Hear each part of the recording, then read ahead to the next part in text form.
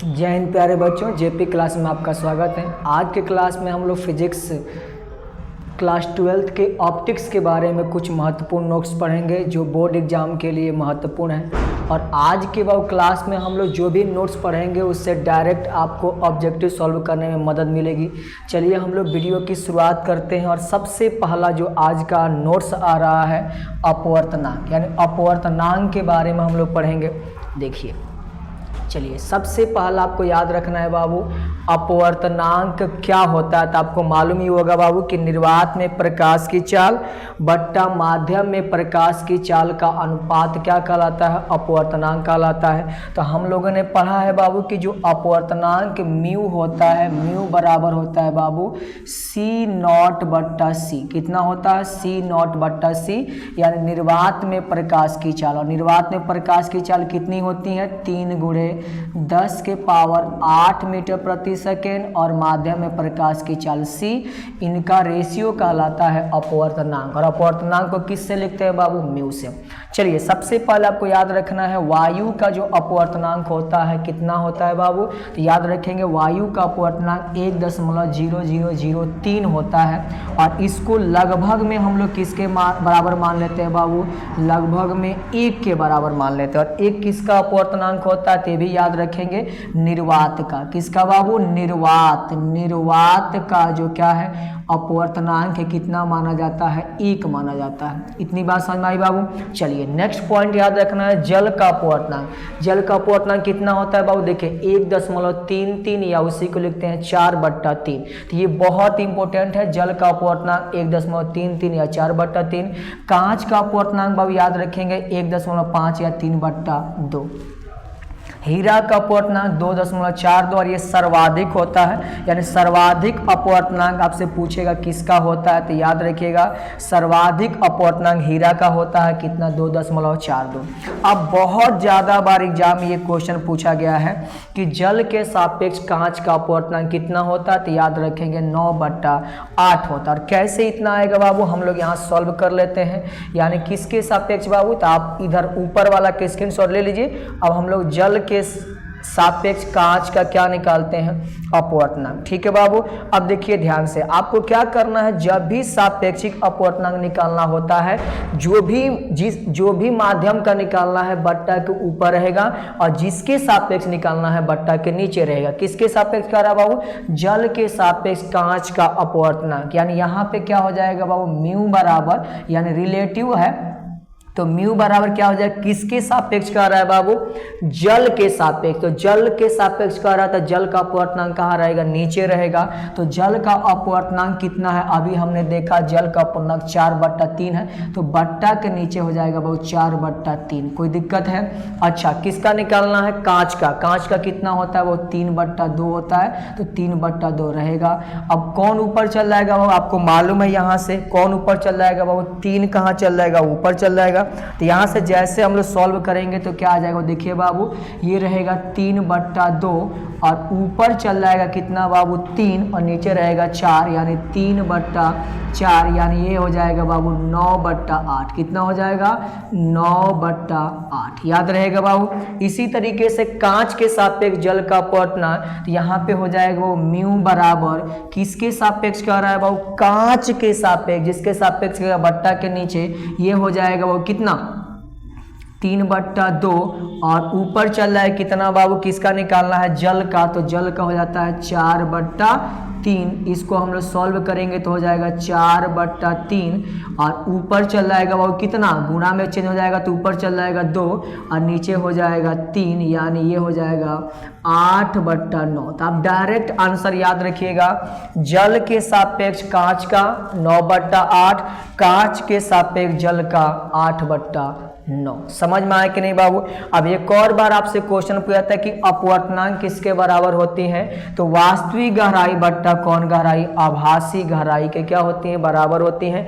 कई बार एग्जाम में ये पूछा गया है। यानी जो भी आप देखेंगे जलाशय में, यानी बाल्टी में या तालाब में, तो क्या होता है, प्रकाश के अपवर्तन के कारण जो वस्तुएं होती हैं ऊपर उठी हुई प्रतीत होती हैं, तो उनकी जो डेप्थ होती है आभासी है, और वास्तव में जितनी नीचे होती हैं वास्तविक होती हैं तो कहिएगा अपवर्तनांक बराबर होता है वास्तविक गहराई बट्टा आभासी गहराई। कंसेप्ट समझ में आ गया बाबू। अब यहाँ तक आप स्क्रीनशॉट लीजिए, फिर हम लोग किसके बारे में बात करेंगे, क्रिटिकल एंगल के बारे में बात करेंगे। समझ में आया बाबू। चलिए अब हम लोग बात करते हैं वो क्रिटिकल एंगल यानी क्रांति कोण के बारे में। याद रखेंगे क्रांति कोण के लिए हमेशा प्रकाश को किधर जाना चाहिए बाबू, हमेशा प्रकाश को कौन माध्यम में, सघन माध्यम से। सघन माध्यम से किधर जाना चाहिए बाबू, हमेशा कौन सा माध्यम में, विरल माध्यम में जाना चाहिए। यानी प्रकाश अगर सघन माध्यम से विरल माध्यम में जाएगा तभी ही हमको क्रांति कोण की प्राप्ति होगी। समझ में आया बाबू।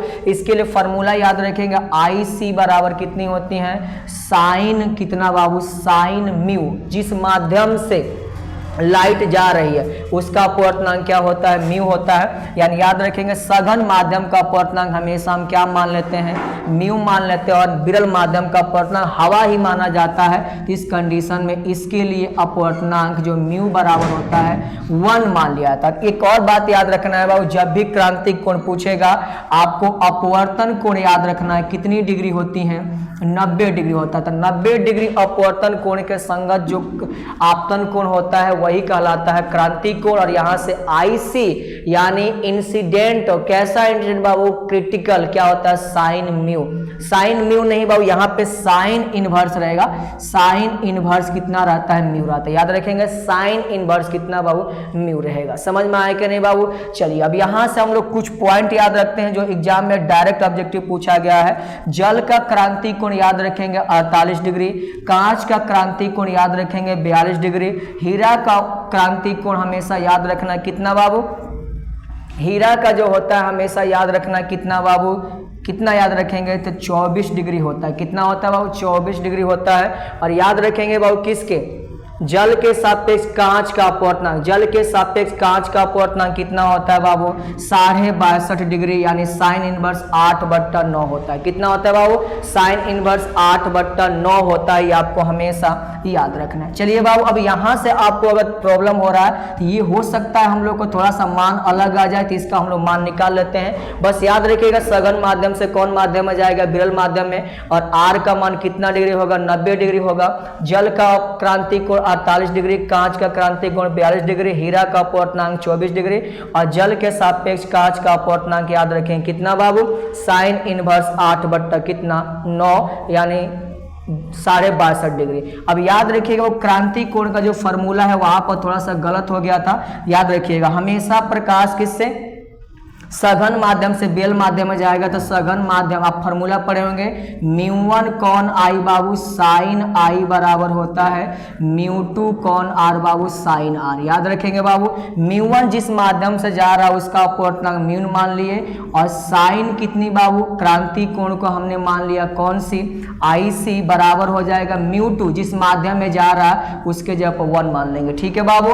और इनटू में साइन कितना बाबू, साइन, और आर का मान होता है 90 डिग्री। तो यहां से म्यू बराबर हो जाएगा म्यू साइन कौन सी बाबू, आई सी बराबर हो जाएगा, साइन 90 का मान 1 होता है तो यहां से 1 आ जाएगा, 1 और साइन 90 का 1। यहां से थोड़ा सा गलती हो गया था, क्या याद रखेंगे, साइन आई सी बराबर हो जाएगा बाबू 1/म्यू हो जाएगा, 1/म्यू। अब यहां से अगर हम लोग क्रांति कोण निकालेंगे तो याद रखेंगे क्रांति कोण कितना बाबू, क्रांति कोण यहां से आप निकाल सकते हैं आई सी, कौन सी बाबू, आई सी बराबर याद रखिएगा, आई सी बराबर हो जाएगा साइन इनवर्स, कितना इनवर्स बाबू, साइन इनवर्स 1/म्यू होगा। मैंने गलत वहां लिख दिया था, 1/ कितना होगा, म्यू होगा। आप इसे याद कर लीजिएगा, आई सी बराबर साइन इनवर्स 1/म्यू। ये इंपॉर्टेंट टॉपिक है, आप इसे याद रखिएगा। जल का क्रांति कोण 48 डिग्री, कांच का क्रांति कोण 42 डिग्री, हीरा का अपवर्तनांक 24 डिग्री, अपवर्तनांक क्रांति कोण, और इसका अपवर्तनांक 2.4, और जल के सापेक्ष कांच का क्रांति कोण साइन इनवर्स 8/9 या 62.5 डिग्री। और अगर आपसे क्रांति कोण का डग फॉर्मूला पूछा जाए कितना याद करिएगा बाबू, साइन इनवर्स कितना, 1/म्यू। वहां पे गलत हो गया था तो याद रखिएगा 1/म्यू होता है, 1/म्यू, साइन इनवर्स 1/म्यू। समझ में आया कि नहीं बाबू, तो आप इसका स्क्रीनशॉट लीजिए, फिर हम लोग अगले पेज पर चलते हैं। ठीक है, चलिए अब हम लोग के पास आ रहा है वो लेंस की क्षमता। आप लोग पढ़े होंगे वो लेंस की क्षमता क्या होती है। फोकस दूरी का व्युत्क्रम हमेशा लेंस की क्या कहलाती है, क्षमता कहलाती है। तो फोकस दूरी का व्युत्क्रम, पहला तो आपको पॉइंट याद रखना है बाबू, ध्यान से देखिएगा। लेंस की क्षमता होती है हमेशा, उत्तल लेंस की बात किया जाए, उत्तल लेंस की क्षमता हमेशा क्या होती है, वो धनात्मक होती है, और अवतल लेंस की क्षमता हमेशा क्या होती है, ऋणात्मक होती है। अगर हम लोग बात करें बाबू यहाँ से फॉर्मूला निकालना अगर लेंस की क्षमता का, तो P बराबर होता है बाबू 1/f। कितना यूज करेंगे, 1/f, 1/f। जब यहाँ पे कौन बाबू f किस में हो, तो याद रखिएगा मीटर में हो। किस में हो बाबू, मीटर में हो फोकस दूरी।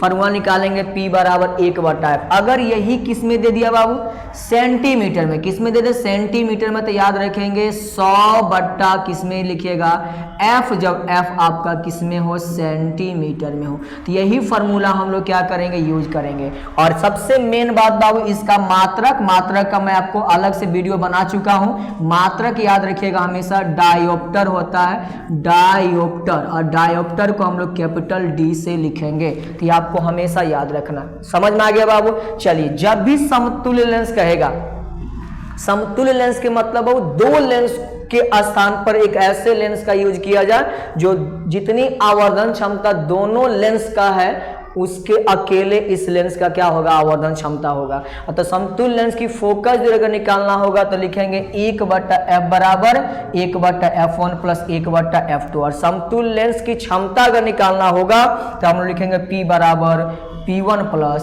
P2। समझ में आया कि नहीं बाबू। और देख लीजिएगा, अगर पावर का मान प्लस आया तो कहिएगा सर इसका मतलब उत्तल लेंस होगा, पावर का मान माइनस में आया तो इसका मतलब अवतल लेंस होगा। यहां तक सबको समझ में आ गया बाबू। चलिए, अब हम लोग यहां से एक क्वेश्चन देखते हैं। क्वेश्चन एग्जाम में पूछा जाता है, देखिए वो ध्यान से कह रहा है कि -5D और +10D क्षमता वाले दो लेंस सटा कर रखे गए हो तो समतुल्य लेंस की फोकस दूरी और क्षमता ज्ञात करें। यहां पे आपको क्या क्या दिया है बताइए बाबू। सबसे पहले दिया है यहां पे -5D है। क्या है बाबू, -5D है, यानी P1 का मान हमने लिखा -5D। कोई दिक्कत आपको।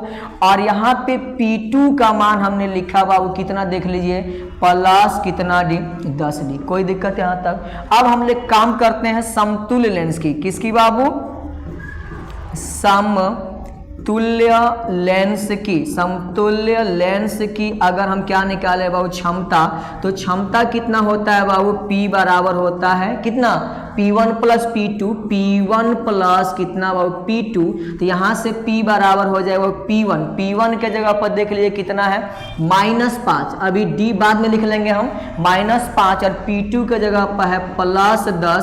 सबका बाहर डायऑप्टर लिख देते हैं तो कितना आ जाएगा बाबू, 10 में से 5 चल जाएगा तो 5 बचेगा, 5 डायऑप्टर, प्लस बड़ा है तो प्लस। तो ये बाबू समतुल्य लेंस की क्षमता कितनी आ गई बाबू, +5D। और यहाँ पे +5D क्या बता रहा है बाबू, कि यहाँ पे कौन सा लेंस यूज होगा बाबू, समतुल्य लेंस। तो याद रखिए प्लस का मतलब है कि उत्तल लेंस का, किसका बाबू, उत्तल लेंस का उपयोग किया जाएगा। किस लेंस का उपयोग किया जाएगा, उत्तल लेंस का उपयोग किया जाएगा। समझ में आया कि नहीं बाबू। इतना कंसेप्ट आपको याद रखना है।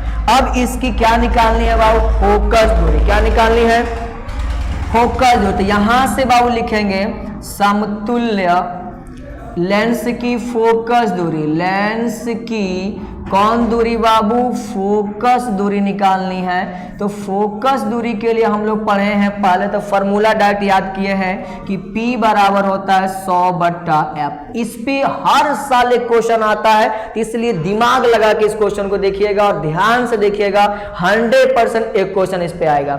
P बराबर कितना होता है बाबू, 100/f। तो यहां से हम क्या करेंगे, जब भी f निकालेंगे तो f का मान सेंटीमीटर में आएगा, क्योंकि हमने 100 यूज किया है। अब बताइए बाबू, यहां पे देख लीजिए P का मान निकला है कितना, +5D। तो हम डायरेक्ट 5 लिख देते हैं, बराबर बाबू 100 कितना f। नीचे 1 मान सकते हैं, इससे इसमें गुणा, इससे इसमें गुणा, तो 5f बराबर हो गया बाबू 100, तो इसका मतलब f का मान हो गया 5 से कट जाएगा 20 बार में, यानी कितना आ गया 20 सेंटीमीटर। कितना आ गया बाबू 20 सेंटीमीटर आंसर आ गया। अगर इसको मीटर में आंसर दिया होगा, मीटर में आंसर दिया होगा तो कितना हो जाएगा बाबू, f बराबर 100 से भाग दे देंगे, सेंटीमीटर को मीटर में चेंज करने के लिए तो 0.20 मीटर। तो ये आपको आंसर हमेशा याद रखना है कि कैसे हमने सॉल्व किया। समझ में आया कि नहीं बाबू? तो इसका स्क्रीनशॉट लीजिए, फिर हम लोग आगे चलते हैं। कोई दिक्कत है बाबू? नहीं सर। चलिए अब बाबू पतले लेंस का अपवर्तन सूत्र कई बार एग्जाम में प्रूफ करने के लिए पूछा जाता है। आप इसे पढ़े हैं बाबू कि पतले लेंस के लिए जो फोकस दूरी होती है 1/f पढ़े हैं बाबू। 1/f बराबर आप पढ़े होंगे n-1 या म्यू माने होंगे। म्यू क्या है? अपवर्तनांक है। म्यू-1 इंटू में 1/r1 माइनस में 1/r2। आप ये भी आप लिख सकते हैं इसको किसके बराबर बाबू, 1/f, और इसको नहीं 1/f के जगह पे डायरेक्ट बराबर लिख देते हैं। म्यू के जगह पे आप लिख सकते हैं किसका अपवर्तनांक, म्यू लेंस अब बट्टा म्यू मीडियम, जिसमें हम उसको रखेंगे म्यू लेंस बट्टा में म्यू मीडियम मतलब माध्यम -1 इंटू में 1/r1 माइनस 1/r2, और यहाँ r1 r2 क्या है बाबू, वक्रता त्रिज्या है, और यहाँ पे म्यू क्या है, लेंस का अपवर्तनांक है। अगर वायु में रखे हैं तो कोई दिक्कत नहीं है, म्यू के जगह पर लेंस का अपवर्तनांक हो जाएगा। लेकिन किसी मीडियम में, किसी माध्यम में लेंस को रखेंगे तो लेंस का अपवर्तनांक ऊपर और माध्यम का अपवर्तनांक नीचे। चलिए जब भी क्वेश्चन आपसे पूछा जाएगा उत्तल लेंस के लिए तो याद रखिएगा R1 का मान मानिएगा प्लस में और R2 का मान मानिएगा माइनस में। जब भी द्वि उत्तल लेंस अगर होगा तो R1 किस में मानिएगा, माइनस में, और R2 किस में मानिएगा, प्लस में। उल्टा हो जाएगा, R1 प्लस से यहाँ माइनस, यहाँ माइनस से यहाँ प्लस। समझ में आया बाबू? चलिए अब हम लोग बात करते हैं बाबू इसकी। ये 100% ये 3 जो नोट्स आगे आने वाले हैं इनमें से एक नोट्स आपके एग्जाम में आएगा। कह रहा है कि लेंस को कम अपवर्तनांक वाले, यानी लेंस को कम अपवर्तनांक वाले माध्यम में रखने पर उसकी फोकस दूरी तो बढ़ जाती है परंतु प्रकृति नियत रहती है। यानी किसी भी लेंस को उससे कम अपवर्तनांक वाले माध्यम में रखा जाएगा तो उसकी प्रकृति में कोई चेंजिंग नहीं आएगी, यानी उत्तल उत्तल ही रहेगा और अवतल अवतल ही रहेगा। मतलब है कि अगर मान लीजिए ये क्या है, माध्यम है, क्या है बाबू, माध्यम, और इस माध्यम में हमने किसको रखा बाबू, एक लेंस रखा। क्या रखा, लेंस। ये आपके पास क्या है बाबू, लेंस है मान लीजिए। अच्छा अब इसका जो अपवर्तनांक है म्यू1 है और माध्यम का अपवर्तनांक म्यू2 है। ध्यान सुनिएगा, लेंस का अपवर्तनांक म्यू1 और माध्यम का कितना है, म्यू2। शर्त क्या है, म्यू1 बड़ा है किससे, म्यू2 से। मतलब लेंस का अपवर्तनांक बड़ा है किससे, म्यू2 से, तो लेंस की प्रकृति नहीं बदलेगी। मतलब क्या है कि इस कंडीशन में अगर आपके पास उत्तल है तो किसके जैसा व्यवहार करेगा, उत्तल के जैसा ही। और उत्तल के जैसा के मतलब ये किसके तरह काम करेगा, अभिसारी के तरह काम करेगा। किसके तरह, अभिसारी। अगर ये अवतल है, अवतल है तो ये किसके तरह काम करेगा, अवतल के समान ही कार्य करेगा, और ये क्या हो जाएगा, अपसारी, अपसारी हो जाएगा। अपसारी है तो अपसारी ही रहेगा। मतलब प्रकृति में कोई चेंजिंग, मतलब अपने से कम अपवर्तनांक के माध्यम में रहेगा, कोई चेंजिंग नहीं आएगा। याद हो जाएगा बाबू। अच्छा दूसरा कह रहा है बाबू कि लेंस को अधिक अपवर्तनांक वाले माध्यम में रखा जाएगा, अधिक अपवर्तनांक वाले माध्यम में रखा जाएगा। इस कंडीशन में उसकी फोकस दूरी तो बढ़ जाती है परंतु प्रकृति क्या हो जाएगी, बदल जाएगी। यानी प्रकृति बदल जाएगी। मतलब उत्तल का प्रकृति कैसा है, अभिसारी है तो किसके जैसा काम करेगा? अपसारी के जैसा। और अवतल की प्रकृति अपसारी है तो किसके जैसा काम करेगा बाबू? अभिसारी के जैसा कार्य करेगा। यानी अपसारी से अभिसारी, अभिसारी से अपसारी, क्योंकि इस कंडीशन में फोकस दूरी माइनस में आ जाती है। तो याद रखिएगा इस कंडीशन में जो उत्तल होगा, क्या होगा बाबू? उत्तल हो जाएगा। उत्तल लेंस अगर होगा, कौन सा लेंस बाबू? उत्तल लेंस। तो इसकी जो प्रकृति है किसकी बाबू? अभिसारी की। ये किसके जैसा काम करने लगता है? अपसारी के समान। किसके समान बाबू? अपसारी के समान काम करेगा। और अगर अवतल लेंस हमने डुबाया उससे अधिक अपवर्तनांक वाले माध्यम में, तो ये किसके जैसा था? अपसारी के जैसा काम करेगा, अभिसारी के जैसा। अभिसारी, क्योंकि इस कंडीशन में एक बात याद कर लीजिएगा, फोकस दूरी की प्रकृति क्या हो जाती है? चेंज हो जाती है। प्लस वाला माइनस, माइनस वाला प्लस। समझ में आया कि नहीं बाबू? अच्छा, एक और बात याद रखना, इस कंडीशन में क्या हो जाएगा? μ1 जो है छोटा होगा किससे? μ2 से। ठीक है बाबू, चलिए, तो ये आपको समझ में आ गया होगा, यही आपसे एग्जाम में पूछा जाएगा। अब देखिए ध्यान से, हाँ, हमेशा क्षमता घटती है। क्षमता क्या होती है? ये दोनों कंडीशन में लेंस की क्षमता हमेशा क्या होगी? घटेगी, क्योंकि फोकस दूरी बढ़ रही है। तो याद रखिएगा इस कंडीशन में लेंस की क्षमता क्या होती है? तो याद रखिएगा लेंस की क्षमता घटती है, क्योंकि अगर कम अपसारी हो जाएगा, कम अभिसारी हो जाएगा। ठीक है, अब पांचवा पॉइंट आ रहा है कि लेंस को उसके अपवर्तनांक के बराबर वाले माध्यम में रखेंगे तो फोकस दूरी क्या हो जाएगी? अनंत हो जाएंगी। और किसकी जैसा काम करेगा बाबू? समतल प्लेट के समान। कई बार एग्जाम में पूछा है किसके समान कार्य करेगा? समतल प्लेट के समान कार्य करेगा। और इस कंडीशन में μ1 बराबर हो जाएगा μ2 के। तो ये आपको तीनों पॉइंट याद रखना। कम अपवर्तनांक में रखा जाएगा, प्रकृति नो चेंज। ज्यादा अपवर्तनांक में रखा जाएगा, प्रकृति चेंज हो जाएगी। और बराबर अपवर्तनांक वाले माध्यम में रखा जाएगा, इसकी प्रकृति किसके जैसा हो जाएगी? समतल प्लेट के समान हो जाएगी। तो आप इसका स्क्रीनशॉट लीजिए। नहीं, पहले एक और है, उसके बाद हम लोग स्क्रीनशॉट लेंगे। ठीक है बाबू, लास्ट कह रहा है कि कांच के लेंस को, ये कई बार डायरेक्ट ऑब्जेक्टिव आया है कि कांच के लेंस को अगर किसमें डुबा दिया जाए बाबू? जल में डुबा दिया जाए, उसकी फोकस दूरी क गुनी बढ़ जाएगी? 4 गुनी बढ़ जाएगी। यानी एफ वाटर बराबर कितना हो जाएगा बाबू? कितना? 4 इंटू में एफ एयर। यानी एयर में जो उसकी फोकस दूरी थी उसकी क गुनी बढ़ जाएगी? 4 गुनी बढ़ जाएगी। तो इसका स्क्रीनशॉट लीजिए, फिर हम लोग आगे चलते हैं। समझ में आया बाबू सभी कंसेप्ट? चलिए, दृष्टि दोष और उसके निवारण के बारे में हम लोग बात करेंगे।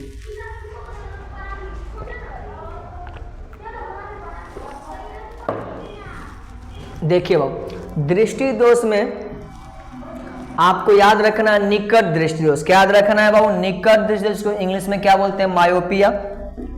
कारण क्या है बाबू निकट दृष्टि दोष का? कि नेत्र लेंस की फोकस दूरी क्या हो जाती है? कम हो जाती है। यानी जो उत्तल लेंस होता है नेत्र में, उसकी फोकस दूरी कम हो जाती है और नेत्र गोलक लंबा हो जाता है। इस कंडीशन में जो प्रतिबिंब है, प्रतिबिंब, ये भी डायरेक्ट आपसे पूछ सकता है, प्रतिबिंब कहाँ बाबू, कहाँ बनती है? तो याद रखिएगा रेटिना के पहले बन जाती है। यानी निकट दृष्टि दोष में प्रतिबिंब रेटिना के कहाँ बनती हैं? पहले बन जाती है। आपको याद रखना है निकट दृष्टि दोष में कहाँ की वस्तु, निकट की वस्तु आपको स्पष्ट रूप से दिखाई देती हैं, लेकिन दूर की वस्तु आपको कैसे दिखेंगी बाबू? अस्पष्ट दिखाई देंगी, परंतु अस्पष्ट दिखाई देती हैं। और इसका उपचार के लिए कौन सा लेंस, अवतल लेंस का उपयोग किया जाता है। याद हो गया बाबू? दूर दृष्टि दोष, नेत्र लेंस की फोकस दूरी क्या हो जाएगी? अधिक हो जाएगी। यानी इस कंडीशन में आपका जो लेंस होगा क्या होगा बाबू? लेंस हो जाएगा पतला हो जाएगा। लेंस क्या हो जाएगा? पतला। और ऊपर वाला जो कंडीशन था इसमें लेंस क्या हो जाएगा? मोटा। ये भी पूछा जा सकता है और एग्जाम में अगर ऐसे पूछेगा तो आपको याद कर लेना है कि निकट दृष्टि दोष में लेंस मोटा हो जाता है, दूर दृष्टि दोष में लेंस क्या होता है? पतला हो जाता है और नेत्र गोलक छोटा हो जाए। इस कंडीशन में प्रतिबिंब कहाँ बनेगा बाबू? प्रतिबिंब कहाँ बनता है, तो याद रखेंगे रेटिना के बाद बनता है, रेटिना के बाद यानी पीछे बनता है, रेटिना के बाद बनता है, तो आपको याद रखना। ठीक है बाबू।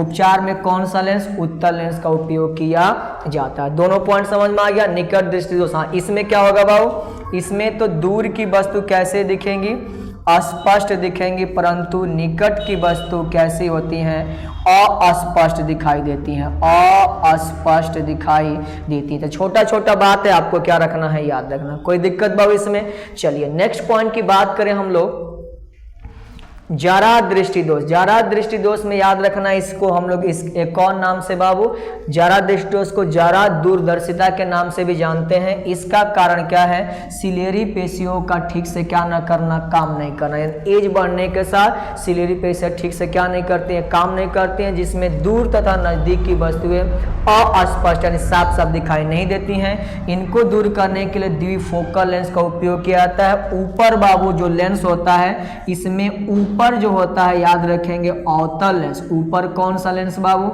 अवतल लेंस लगा होता है, और उस लेंस के नीचे वाले भाग में क्या लगा रहता है बाबू, उत्तल लेंस लगा रहता है, उत्तल लेंस लगा रहता है। तो ये आपको याद रखना है। दूसरा आपके पास कौन सा दोष आया बाबू, दृष्टि वैषम्य, यानी इसी को बोलते हैं अबिंदुकता, या इसी को लिख सकते हैं दृष्टि वैषम्य। इसमें कार्निया का आकार में परिवर्तन होता है। और कौन सा लेंस का यूज किया जाता है, बेलनाकार लेंस का उपयोग किया जाता है। कौन सा लेंस के बाबू, बेलनाकार लेंस का उपयोग किया जाता है। तो आप इतनी छोटी सी बातें हैं, आप इसको हमेशा याद रखिएगा कि दृष्टि दोष क्या है और इनके क्या कारण है और उपचार क्या क्या हो सकते हैं। तो आप इसका स्क्रीनशॉट लीजिए, फिर हम लोग आगे चलते हैं। चलिए नेक्स्ट पॉइंट हम लोग के पास आ रहा है वो सरल सूक्ष्मदर्शी।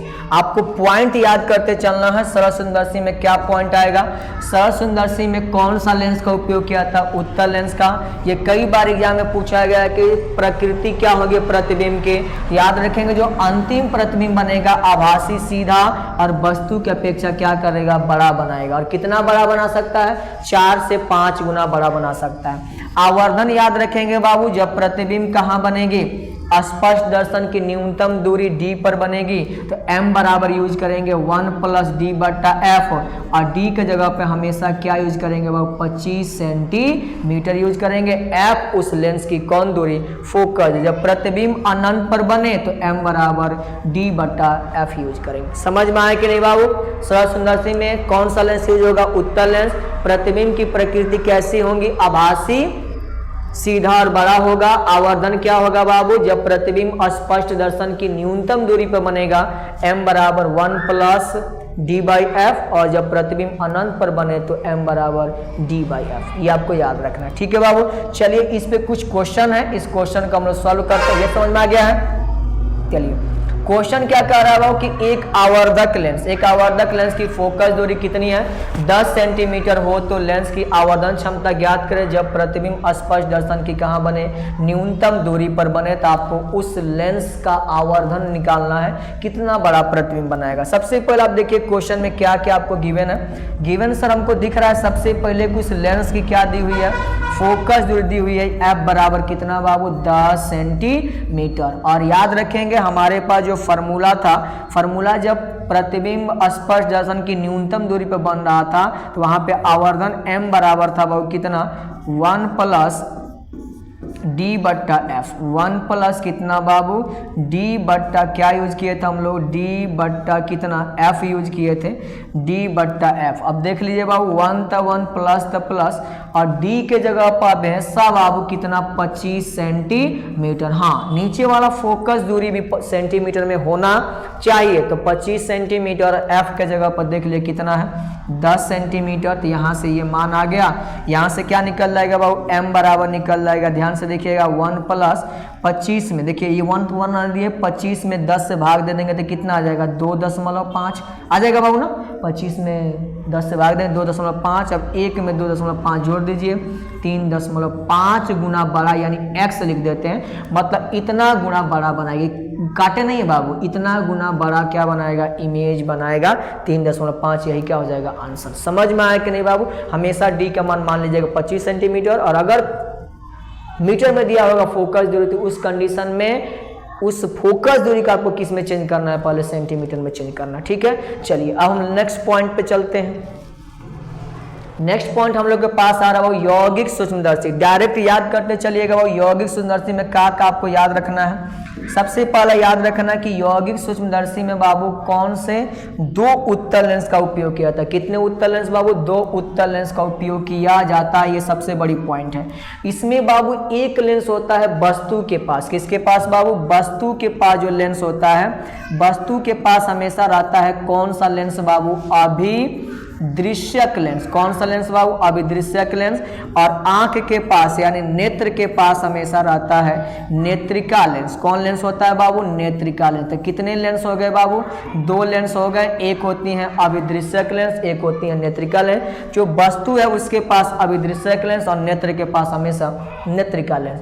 अब याद रखना कि अभिदृश्यक लेंस की फोकस दूरी तथा द्वारक, नेत्रिका लेंस की फोकस जो होता है द्वारक से क्या होता है, कम होता है। कई बार डायरेक्ट क्वेश्चन पूछा गया है कि एफ जो होता है किसका, अभिदृश्यक लेंस यानी ऑब्जेक्टिव लेंस, एफ ई यानी आई पीस नेत्रिका लेंस से एफ ओ हमेशा कम होता है और एफ ई बड़ा होता है। आप बाबू इस क्वेश्चन को गांठ बांध लीजिएगा, ये जो पॉइंट मैंने लिखा है ये एग्जाम में कई बार पूछा गया है। यानी कौन बाबू याद रखेंगे, एफ ओ क्या होता है, एफ ओ छोटा होता है। यानी अभिदृश्यक लेंस की फोकस दूरी द्वारक किससे, नेत्रिका लेंस की फोकस दूरी और द्वारक से क्या होता है, कम होता है। ये किसकी फोकस दूरी है बाबू, तो याद रखेंगे नेत्रिका लेंस की। कौन लेंस, नेत्रिका लेंस की फोकस दूरी क्या होती है, अधिक होती है। और अभिदृश्यक लेंस की फोकस दूरी, एफ मतलब फोकस दूरी और ओ मतलब ऑब्जेक्टिव लेंस, इसकी फोकस दूरी कम, नेत्रिका लेंस का क्या होगा, ज्यादा होगा। इसे याद करके जाना है। यौगिक सूक्ष्मदर्शी में अंतिम प्रतिबिंब, इस पे तो स्टार स्टार स्टार मार के जाना है, ये कई बार एग्जाम में पूछा गया है कि यौगिक सूक्ष्मदर्शी में अंतिम जो प्रतिबिंब बनता है वस्तु की अपेक्षा आभासी तो बनेगा। आभासी मतलब ये डॉटेड लाइन वाला प्रतिबिंब बनेगा, लेकिन क्या बनेगा वह उल्टा बनेगा। यही सबसे सोचने वाली बात है। आभासी हमेशा सीधा बनता है लेकिन वस्तु की अपेक्षा क्या बनेगा, उल्टा। और सूक्ष्मदर्शी है तो हमेशा क्या बनाएगा, बड़ा प्रतिबिंब बनाएगा। याद रहेगा बाबू। अच्छा, अब यहां पॉइंट टू पॉइंट चलते चलना है। आवर्धन इसका होता है एम ओ इंटू में एम ई, यानी एम मतलब आवर्धन क्षमता किसका, ऑब्जेक्टिव लेंस का, और ई मतलब नेत्रिका लेंस का। इसका मान होता है -VO/UO डी बट्टा कौन, ई बाबू, UE। तो आप इसको लिख के जाइएगा और याद करके जाइएगा। ठीक है बाबू, MO इंटू में ME बराबर -VO/UO, यानी ये प्रतिबिंब दूरी है ऑब्जेक्टिव लेंस, ये वस्तु दूरी ऑब्जेक्टिव लेंस, D मतलब 25 सेंटीमीटर, UE मतलब नेत्रिका लेंस के लिए वस्तु दूरी। ठीक है। और अगर हम लोग बात करें किसका बाबू, जब अंतिम प्रतिबिंब कहां बने बाबू, अंतिम प्रतिबिंब न्यूनतम दूरी पर बने यानी 25 सेंटीमीटर पर बने, इस कंडीशन में आवर्धन क्षमता आप यूज कीजिएगा M बराबर -VO/UO 1 + D/FE। तो आप इसको याद करके जाइएगा बाबू, एकदम ध्यान से देख के जाइएगा। और इस कंडीशन में सूक्ष्मदर्शी की लंबाई होती है L बराबर VO/UE। हमेशा V क्या है, प्रतिबिंब दूरी, U क्या है, वस्तु दूरी, O मतलब ऑब्जेक्टिव लेंस और E मतलब नेत्रिका लेंस। तो आप इसे याद करके जाइएगा। जब अंतिम प्रतिबिंब स्पर्श दर्शन की न्यूनतम अनंत पे बने तब हो जाएगा M बराबर VO/UO D/FE। समझ में आया कि नहीं बाबू। और एक और बात याद रखना है बाबू कि नली की लंबाई, सबसे ज्यादा बार ये ऑब्जेक्टिव पूछा गया है इस टॉपिक से कि नली की लंबाई अगर बढ़ाएंगे तो आवर्धन क्षमता हमेशा क्या होता है, बढ़ता है। आवर्धन क्षमता क्या होगा बाबू, बढ़ेगा। तो ये कहानी था बाबू किसका, यौगिक सूक्ष्मदर्शी का। क्या क्या कहानी था बाबू, कहानी ये था पहला कि यौगिक सूक्ष्मदर्शी में हम 2 लेंस यूज करेंगे, दोनों उत्तल लेंस होगा, एक होगा अभिदृश्यक लेंस जिसकी फोकस दूरी नेत्रिका लेंस से क्या होगी, कम होगी। दूसरा, यौगिक सूक्ष्मदर्शी में अंतिम प्रतिबिंब वस्तु की अपेक्षा क्या बनेगा, उल्टा, आभासी और बड़ा बनेगा। आवर्धन क्षमता M बराबर MO इंटू में ME बराबर -VO/UO इंटू में D/UE। जब अंतिम प्रतिबिंब स्पर्श दर्शन की न्यूनतम दूरी पर बनेगा तो इस कंडीशन में क्या होगा, बस 1 प्लस डी बट्टा एफ ही हो जाएगा और यहाँ पे केवल डी बट्टा एफ ही रहेगा। जब सुंदरसी की लंबाई बढ़ती है, लंबाई बढ़ेगी नली की लंबाई, तो इस कंडीशन में आवर्धन क्षमता बढ़ता है। चलिए आगे चला जा। चलिए नेक्स्ट क्या आ रहा है बाबू, प्रिज्म द्वारा अपवर्तन। तो ये कई बार एग्जाम में पूछा गया है कि प्रिज्म द्वारा अपवर्तन क्या होता है। अपवर्तन में सबसे पहले प्रिज्म का अपवर्तनांक ये प्रूफ करने के लिए आएगा 5 नंबर का मैंने क्लास में आपको बताया है कि म्यू बराबर sine delta M plus A by 2 और साइन ए बाई 2। जहां पे ए क्या है बाबू, आप लोगों ने पढ़ा होगा कौन कोण होता है बाबू, प्रिज्म कोण। क्या होता है बाबू, प्रिज्म कोण होता है डेल्टा एम, क्या होता है न्यूनतम विचलन। क्या होता है बाबू, न्यूनतम विचलन, न्यूनतम विचलन होता है। याद करते चलिएगा ये फॉर्मूला म्यू बराबर sine delta M plus A by 2, देखिए पूरा के बट्टा में 2 है और यहाँ पर भी ए बाई 2 है। और पतले प्रिज्म के लिए आपसे क्या पूछेगा, न्यूनतम विचलन, तो डेल्टा एम बराबर म्यू माइनस 1 इंटू में ए, जहां पर ए क्या है बाबू, याद रखेंगे कौन सा कोण, प्रिज्म कोण। और ये म्यू क्या है बाबू, प्रिज्म का क्या है, अपवर्तनांक है। तो प्रिज्म के अपवर्तनांक में से ए घटाइए और प्रिज्म कोण से गुणा कर दीजिए। अब कोणीय वर्ण विक्षेपण क्या होता है बाबू, बैगनी रंग के लिए, किसके लिए, बैगनी रंग के लिए विचलन और लाल रंग के लिए विचलन का जो अंतर होता है उसी को क्या बोलते हैं, कोणीय वर्ण विक्षेपण। क्या बोलेंगे बाबू, बैगनी रंग के लिए विचलन और लाल रंग के विचलन का जो अंतर होता है उसको बोलते हैं कोणीय वर्ण विक्षेपण। और कोणीय वर्ण विक्षेपण कितना होता है बाबू, थीटा बराबर म्यू भी माइनस म्यू आर इंटू में ए। तो आप याद रखिएगा किसका विचलन, बैगनी रंग का विचलन में से किसको घटा दीजिएगा बाबू, माइनस में कौन रंग, लाल रंग का कौन बाबू विचलन, और इसको घटाइएगा तो यहाँ से जो मान आएगा वही कहलाएगा कोणीय वर्ण विक्षेपण। ठीक है बाबू। अब देखिए, अब वर्ण विक्षेपण क्षमता क्या होता है, वर्ण विक्षेपण क्षमता होता है बाबू कि यानी किसके लिए, यानी इसको ओमेगा से लिखते ये होता है कोणीय वर्ण विक्षेपण बट्टा कौन रंग, पीला रंग का विचलन, यानी डेल्टा आर।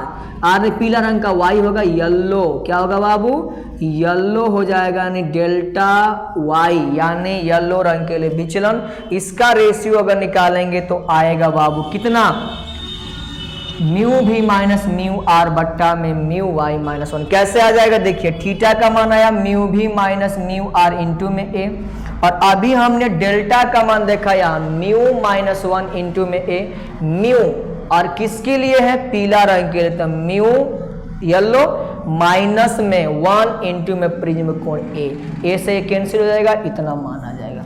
याद हो जाएगा बाबू। तो ये चारों टॉपिक आपको याद रखना है। प्रिज्म का अपवर्तनांक म्यू बराबर sine delta M plus A by 2 बट्टा में ए साइन ए बाई 2। पतले प्रिज्म के लिए न्यूनतम विचलन डेल्टा एम बराबर म्यू माइनस 1 इंटू में ए। कोणीय वर्ण विक्षेपण क्या होता है, बैगनी रंग का विचलन माइनस लाल रंग का विचलन, और इसका मान थीटा बराबर म्यू भी माइनस म्यू आर इंटू में ए। वर्ण विक्षेपण क्षमता क्या होता है, तो याद रखेंगे कोणीय वर्ण विक्षेपण बट्टा माध्य रंग का विचलन, माध्य रंग पीला होता है तो थीटा बट्टा डेल्टा वाई। थीटा का मान आता है म्यू भी माइनस म्यू आर इंटू में ए। डेल्टा वाई का मतलब यहाँ पर रख दीजिए, डेल्टा किसके लिए, येलो के लिए, यहाँ म्यू किसके लिए, येलो के लिए हो जाएगा माइनस 1 इंटू में ए से कैंसिल, ये माना जाएगा। ठीक है, चलिए अब हम आगे बढ़ते हैं।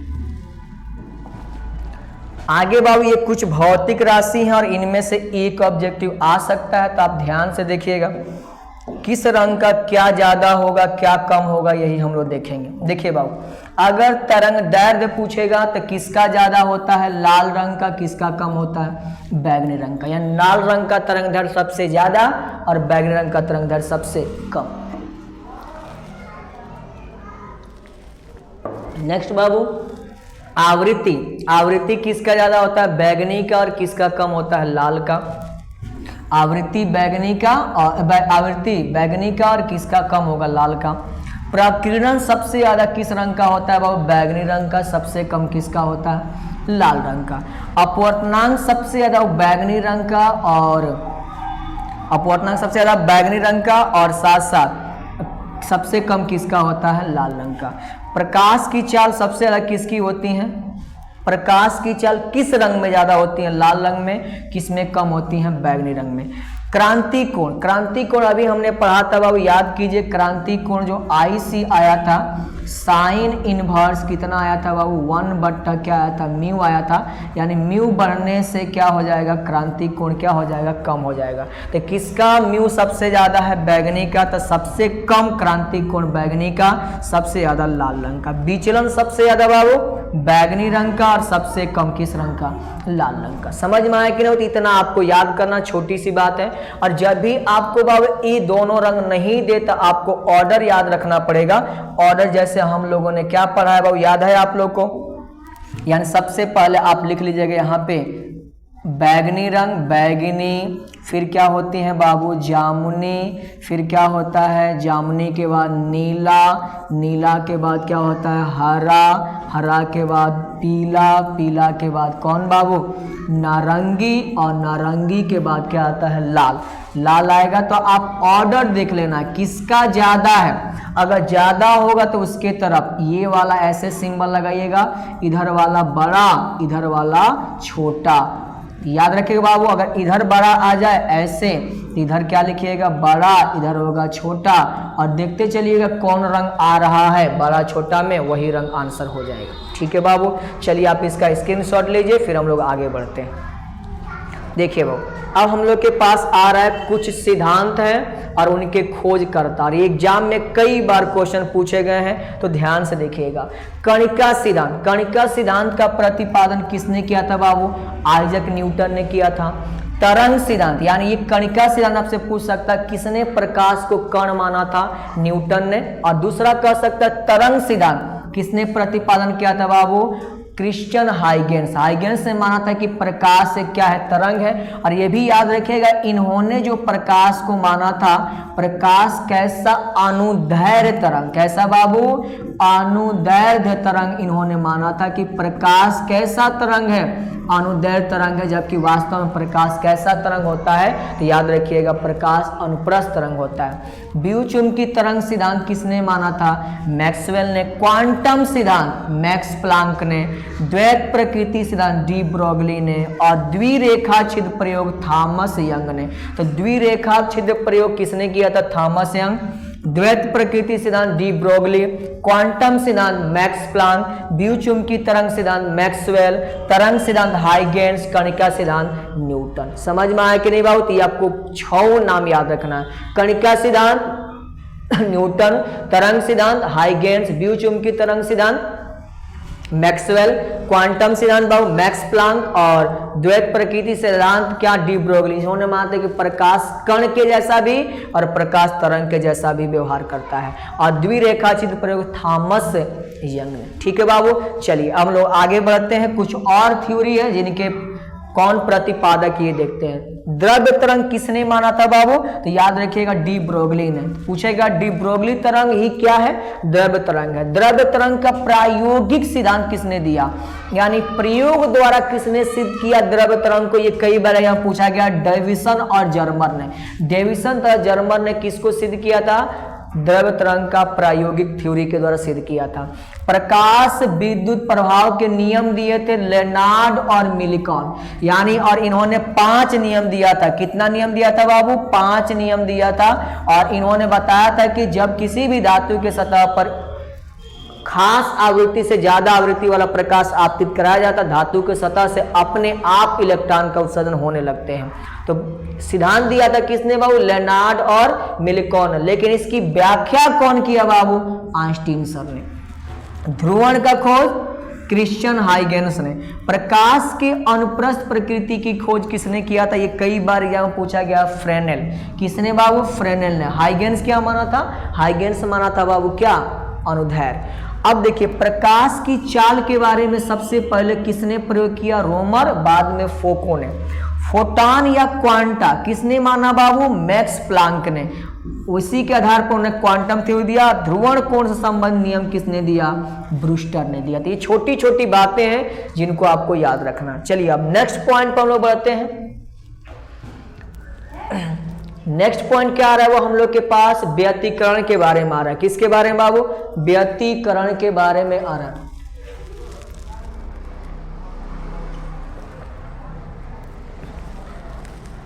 चलिए देखिए व्यतिकरण क्या होता है बाबू? व्यतिकरण में याद रखिएगा ऊर्जा या तीव्रता का पुनर्वितरण होता है। कहीं पर प्रकाश की तीव्रता अधिक, कहीं पर प्रकाश की तीव्रता कम। दूसरा बाबू याद रखना है व्यतिकरण की घटना सभी तरंगों में होती हैं, चाहे वो अनुदैर्घ्य हो चाहे वो अनुप्रस्थ हो, सभी तरंगों में व्यतिकरण होता है। ध्वनि में भी होता है। कौन बाबू? व्यतिकरण, क्योंकि ध्वनि एक अनुदैर्घ्य तरंग है। ये वाली बात आपको याद रखनी है। रचनात्मक व्यतिकरण के लिए कलांतर पूछेगा, यानी फेज डिफरेंस। तो कितना याद रखिएगा? 2n पाई। कितना बाबू? 2n पाई।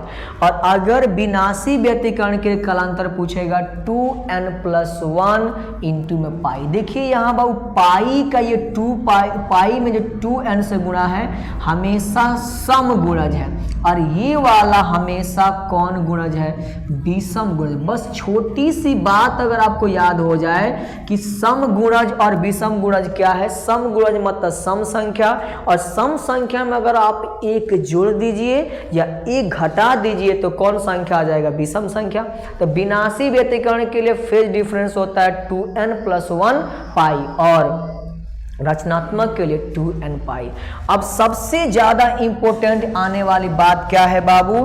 कि रचनात्मक व्यतिकरण के लिए जो पथांतर होता है, पथ का अंतर बाबू, आप इसी को पढ़िएगा, पथांतर। तो पथांतर होता है बाबू याद रखिएगा किसका? जो तरंगदैर्घ्य है λ/2। आप देख लीजिएगा λ/2 का समगुणज है। λ/2 का कैसा गुणज? समगुणज आपको याद रखना है। यानी ये भी आपको पॉइंट याद रखना है कि जो विनाशी व्यतिकरण होता है उसके लिए पथांतर होता है बाबू कितना? देखिएगा ध्यान से, λ/2 का कौन गुणज बाबू? समगुणज होना चाहिए। याद रहेगा बाबू।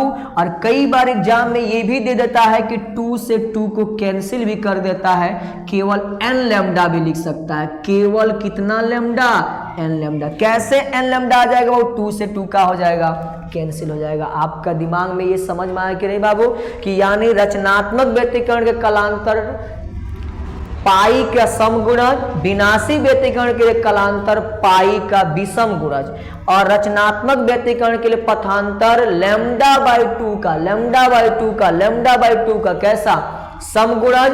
यानी समगुणज λ/2, 2 से 2 कैंसिल हो सकता है तो n लैम्डा आ सकता है।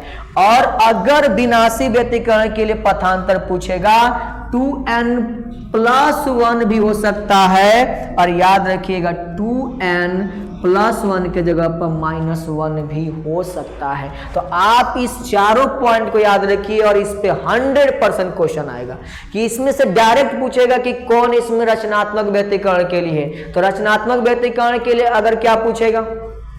क्या पूछेगा बाबू?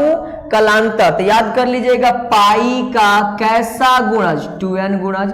और अगर क्या पूछेगा पथांतर तो कहिएगा λ/2 का समगुणज। ये हो जाएगा बाबू, यहाँ भी समगुणज, यहाँ भी समगुणज। और अगर विनाशी पूछेगा तो यहाँ +1 जोड़ दीजिएगा, यहाँ भी +1 जोड़ दीजिएगा। तो ये पॉइंट आपको याद रखना, ठीक है बाबू। और एक और बात, कलांतर बट्टा 2 पाई बराबर होता है पथांतर बट्टा में कौन बाबू? लैम्डा। क्या होता है? पथांतर बट्टा लैम्डा। या कह सकते हैं यहां से कलांतर को हम लोग किससे लिखते हैं? कलांतर को लिखते हैं कोण में अंतर ΔΦ से। तो ΔΦ बट्टा कौन पाई बाबू? 2 पाई बराबर होता है बाबू पथांतर को हम लिखते हैं ΔX से, और नीचे हो जाएगा लैम्डा। तो ये भी फार्मूला आपको याद रखना है। कोई एक पूछेगा बता दीजिएगा। कलांतर कोण होता है, कोण क्या हो जाएगा? नीचे 2 पाई। पथांतर लैम्डा होता है तो उसको लिख देंगे पथांतर बट्टा लैम्डा। तो ये 6 बात आपको 7 बात याद रखना है। चलिए स्क्रीनशॉट लीजिए, फिर हम लोग आगे चलते हैं। चलिए बाबू, यहां से पॉइंट मेन आ रहा है व्यतिकरण। व्यतिकरण फ्रिंज की जो चौड़ाई होती है आपको याद रखना है कितना बाबू, डी लैम्डा बट्टा डी। कितना याद रखना है, डी लैम्डा बट्टा डी, जहां डी क्या है, स्रोत और पर्दा के बीच की दूरी। याद रखिएगा डी क्या है बाबू, स्रोत एंड किसके बीच, पर्दा के बीच की दूरी, पर्दा के बीच की दूरी। और याद रखिएगा स्मॉल डी क्या है, दो रेखा छिद्र, यानी रेखा छिद्र या कहेगा स्लीटों के बीच की दूरी, स्लीटों के बीच की दूरी। आपके सर ये बात हमको समझ नहीं आया, आपने पढ़ा होगा यंग का द्विच्छिद्र प्रयोग, यहाँ ऐसे होता है, ये वाला नीचे ये वाला, यहाँ पे सोर्स होता है बाबू कॉन 1 S1, यहाँ पे सोर्स होता है बाबू कॉन 2 S2। तो इन्हीं दोनों के बीच की दूरी क्या है, D है। और यहाँ से जो पर्दा है जहाँ पर पैटर्न मिलता है, ये डिस्टेंस क्या है, D है। तो आपको याद रखना है दो रेखा छिद्र के बीच की दूरी D, या स्लिटों के बीच की दूरी D, और स्रोत से पर्दा के बीच की दूरी यहाँ पे, सॉरी यहाँ पे कैपिटल डी हो जाएगा, कैपिटल डी हो जाएगा। कोई दिक्कत है बाबू? चलिए अब देखिए, तो ये फॉर्मूला समझ में आ गया, व्यतिकरण फ्रिंज की चौड़ाई डेल्टा डी लैम्डा बट्टा डी। और याद रखना है ये लैम्डा क्या है, तरंगदैर्घ्य, उस लाइट का क्या बाबू, तरंगदैर्घ्य। कोणीय अगर फ्रिंज की चौड़ाई पूछेगा तो कहिएगा लैम्डा बट्टा डी। तो यहां से आपको एक बात सीखने को मिल रहा है कि जो फ्रिंज की चौड़ाई है, किसकी चौड़ाई बाबू, फ्रिंज की चौड़ाई, वो डायरेक्ट किसके सामने आ रही है, वो देखिए ध्यान से।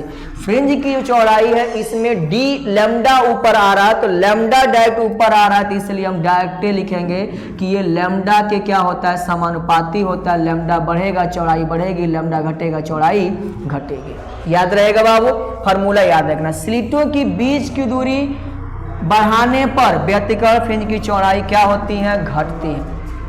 ठीक है बाबू, कैसे घट जाएगी देख लीजिए, बट्टा के नीचे क्या है, डी है, तो स्लिटों की बीच की दूरी अगर बढ़ाएंगे चौड़ाई क्या घटेगी, क्योंकि यहाँ पे डी है, तो यहाँ पे डी है, तो इसलिए क्या होगी, घटेगी। याद रहेगा बाबू। चलिए नेक्स्ट याद रखना है, स्रोत तथा पर्दे के बीच की दूरी बढ़ाने पर व्यतिकरण फ्रिंज की चौड़ाई क्या होगी, बढ़ेगी। यानी जो फ्रिंज की चौड़ाई इसको लिखता है वो बीटा से, किससे, बीटा से। तो बीटा जो है देख लीजिए डायरेक्टली प्रोपोर्शनल है किसके बाबू, कैपिटल डी के। यानी कैपिटल डी मतलब स्रोत तथा पर्दे के बीच की दूरी, ये बढ़ेगा तो ये भी क्या होगा, बढ़ेगा, ये घटेगा तो ये भी क्या होगा, घटेगा। और बीटा जो है बाबू इनडायरेक्टली प्रोपोर्शनल है किसके, स्मॉल डी के। तो बट्टा के नीचे, कैसे नीचे है बाबू, क्योंकि बट्टा के नीचे है तो नीचे रहेगा। तो यहां से अगर दूरी बढ़ेगी दो स्लिटों के बीच तो चौड़ाई क्या हो जाएगी, घट जाएगी, एक बढ़ेगा और एक घटेगा। कंसेप्ट समझ में आया बाबू। यानी बीटा बराबर डी लैम्डा बट्टा डी होता है, किसके किसके ऊपर डिपेंड कर रहा है, कहिएगा डी बढ़ेगा ये बढ़ेगा, लैम्डा बढ़ेगा ये बढ़ेगा, लेकिन डी स्मॉल डी बट्टा के नीचे मतलब ये बढ़ेगा तो ये क्या होगा, घटेगा। और स्मॉल डी क्या है, स्लिटों के बीच की दूरी। तो अगर स्लिटों के बीच की दूरी बढ़ा रहे हैं तो क्या होगा, फ्रिंज की चौड़ाई घटेगी, और ये घटाएंगे तो क्या होगी, बढ़ेगी। तो आपको फॉर्मूला याद रखना, देख लेना है कौन बढ़ेगा।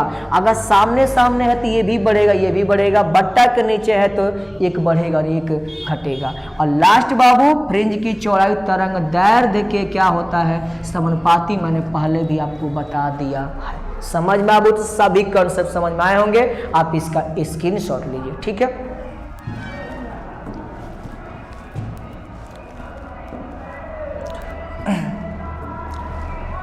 चलिए बाबू, अब कह रहा है कि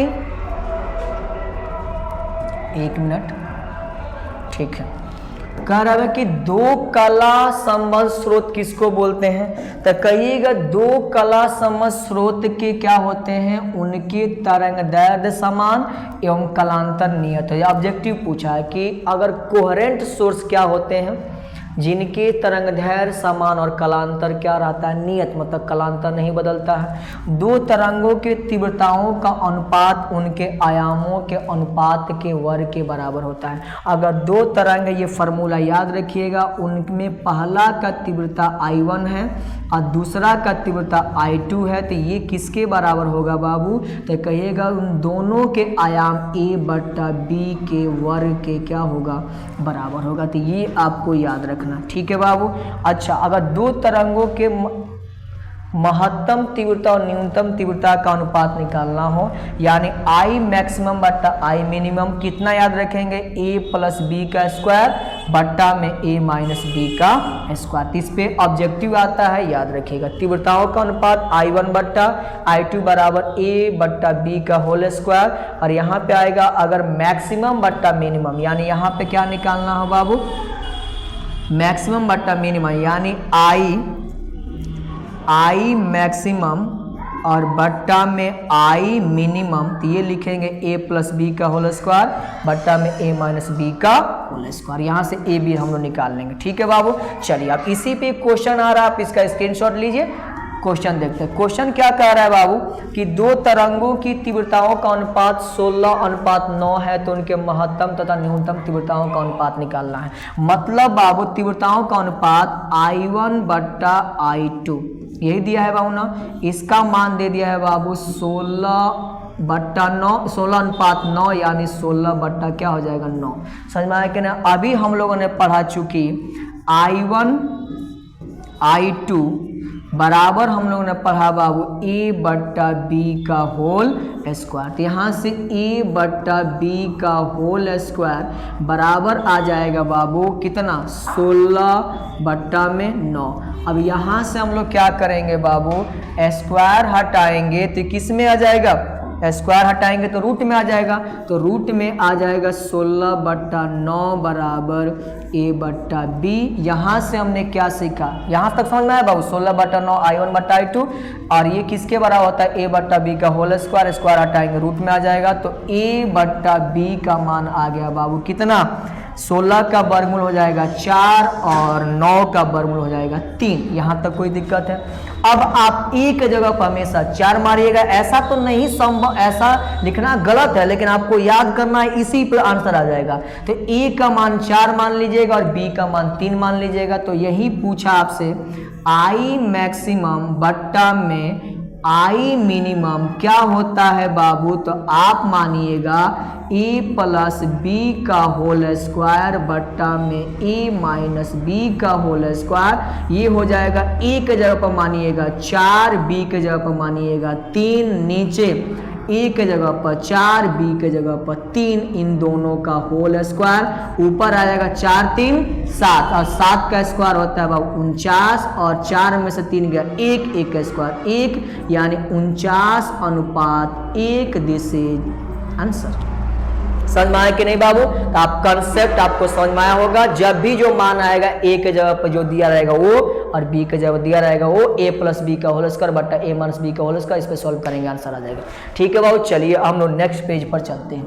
नेक्स्ट पेज हम लोग के पास आ रहा है प्रकाश का विवर्तन, प्रकाश का विवर्तन। देखिए ध्यान से, विवर्तन में प्रकाश अवरोधक या छिद्र के तीक्ष्ण किनारों से मुड़कर ज्यामितीय छाया के क्षेत्र में जाती है। यानी प्रकाश जो होता है बाबू, जब किसी नुकीला अवरोधक से सामने आता है तो उससे टकराकर छाया के क्षेत्र में चला जाता है। यह घटना कहलाती है प्रकाश का विवर्तन। विवर्तन के लिए अवरोध का आकार प्रकाश की तरंगदैर्घ्य की कोटि के समान होना चाहिए। कई बार ऑब्जेक्टिव पूछा है कि विवर्तन तभी होगा जब अवरोधक का जो आकार होगा प्रकाश की तरंगदैर्घ्य की कोटि के समान होना चाहिए, यानी उनका तरंगदैर्घ्य और आकार लगभग में समान आना चाहिए। विवर्तन फ्रिंज की चौड़ाई समान नहीं होती है, यानी विवर्तन में प्रत्येक फ्रिंज जो डार्क और ब्राइट आता है उनमें फ्रिंज की चौड़ाई समान नहीं होती है।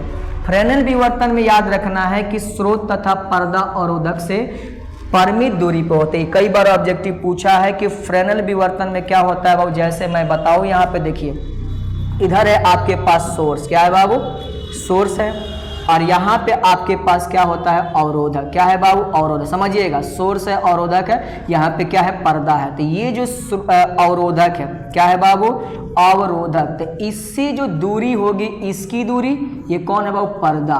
तो इसकी दूरी और इसकी दूरी किन से, अवरोधक से। अवरोधक से स्रोत की दूरी और अवरोधक से पर्दा की दूरी फाइनाइट होगा। फाइनाइट का मतलब बाबू जो डिस्टेंस हम लोग क्या कर सकते हैं, माप सकते हैं, फाइनाइट डिस्टेंस पे होता है। कोई दिक्कत है ना बाबू। अच्छा, और अगर फ्राउनहोफर विवर्तन की बात करेंगे तो उस कंडीशन में स्रोत तथा पर्दा अवरोधक से अपरिमित दूरी पर होते हैं, यानी इनमें इनफाइनाइट डिस्टेंस, जो दूरी क्या होगी, मापी नहीं जा सकती है। तो ये आपको छोटी छोटी बातें क्या रखनी है, याद रखनी है। कोई दिक्कत बाबू। चलिए अब लास्ट पेज पर, आज का लास्ट पेज पर हम लोग चलते हैं। लास्ट पेज क्या आ रहा है वो, हम लोग के पास ध्रुवण। क्या आ रहा है, ध्रुवण आ रहा है, कि इसके बारे में हम लोग बात करते हैं। देखिए बाबू क्या कह रहा है ध्रुवण के बारे में, कि ध्रुवण की जो घटना होती है उसमें क्या रखना है, ध्रुवण की जो घटना होती है, ध्रुवण की घटना में अध्रुवित प्रकाश किसमें चेंज होता है, ध्रुवित प्रकाश में। अध्रुवित प्रकाश के मतलब जो इलेक्ट्रिकल वेक्टर का कंपन है हर संभव दिशा में, इधर उधर हर संभव दिशा में होती है। जब इसको हम किसी ऐसे उपकरण से गुजारते हैं तो ये क्या होती हैं बाबू, एक दिशा में कंपन करना शुरू कर देती हैं। तो ये जो अनेक दिशा में कंपन कर रही थी तो इनको बोलते हैं अध्रुवित प्रकाश, और एक दिशा में कंपन करेंगे तो इसको बोलेंगे ध्रुवित प्रकाश। और जो अध्रुवित को ध्रुवित में चेंज किया, इसी का नाम है पोलाराइड। क्या नाम है बाबू, पोलाराइड या पोलाराइड नाम है, तो आप याद रखिएगा। ठीक है बाबू, जो अध्रुवित प्रकाश को ध्रुवित प्रकाश में चेंज करता है। दूसरी बात, पोलराइड अध्रुवित प्रकाश को ध्रुवित प्रकाश में परिवर्तित करता है। एग्जाम्पल के तौर पे कई बार ऑब्जेक्टिव पूछा गया, टूरमेलिन एक पोलराइड यानी ध्रुवक होता है। निकोल प्रिज्म कई बार पूछा गया है, इसका उपयोग पोलराइड ध्रुवक के रूप में भी और विश्लेषक यानी एनालाइजर के रूप में भी, यानी जो लाइट यहाँ पे मिलेगी उनकी तीव्रता कितनी है, ये सब मापने के लिए भी इसका उपयोग किया जाता है।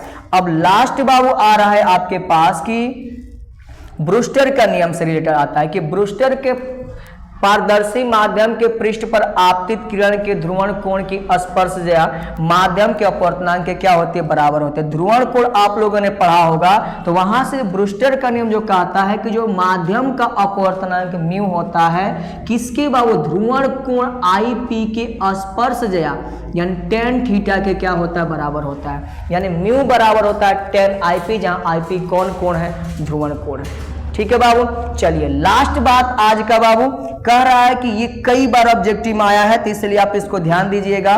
क्या कह रहा है कि ध्रुवण से प्रकाश की कौन प्रकृति, ध्रुवण से प्रकाश की अनुप्रस्थ प्रकृति और विद्युत चुंबकीय प्रभाव से प्रकाश की कण की प्रकृति की क्या होती है, व्याख्या होती है। कई बार एग्जाम में पूछा गया है कि जब भी कौन सी घटना होगी बाबू,